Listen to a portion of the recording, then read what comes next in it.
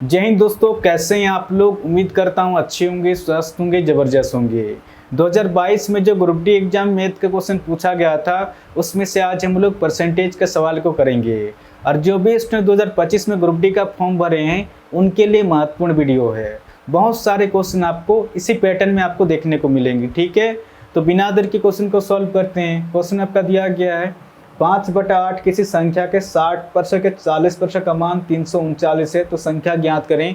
आप देख सकते हैं क्वेश्चन पूछा गया आपका ग्रुप डी एग्जाम पूछा गया 12/9/2022 को मॉर्निंग शिफ्ट में पूछा गया। तो जैसे क्वेश्चन में दिया उस हिसाब से लिखते जाएंगे।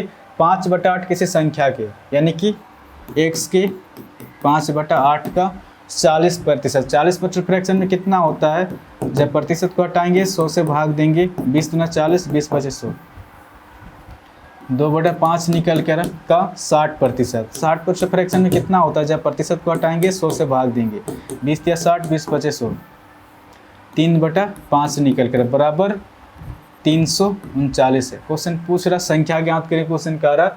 अब इसको सॉल्व करेंगे, डायरेक्ट आंसर निकल के आएगा। आपका ये कितना पे कटेगा, 5 से 5 डायरेक्ट कट जा रहा, ठीक है। 3 से आपका 3 एका 3, 3 एका 3, 3 तिया 9, ठीक है। 2 एका 2, 2 चौके 8, यानी कि x बराबर 113 गुना 5 चौके 20।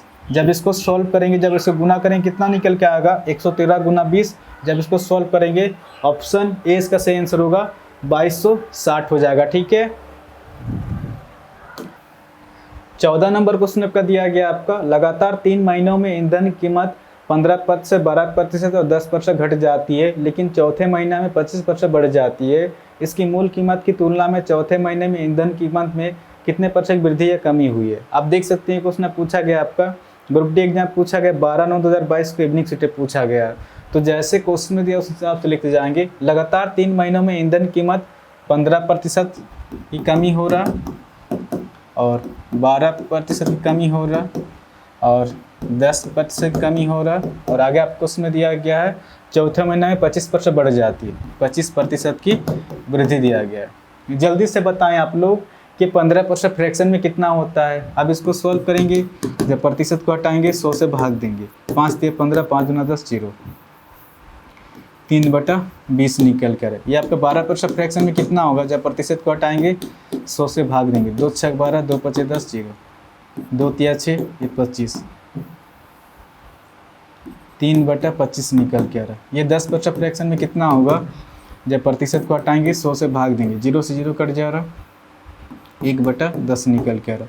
25% फ्रैक्शन में कितना होगा, जब प्रतिशत को हटाएंगे 100 से भाग देंगे, 25 का 25, 25 के 100, 1/4 निकल के आ रहा। और फ्रैक्शन में जो होता है निचला संख्या हमेशा ओरिजिनल संख्या होता है, इसके ऊपर चेंजेस होता है, इसके बढ़ता भी है, इसके ऊपर घटता भी है।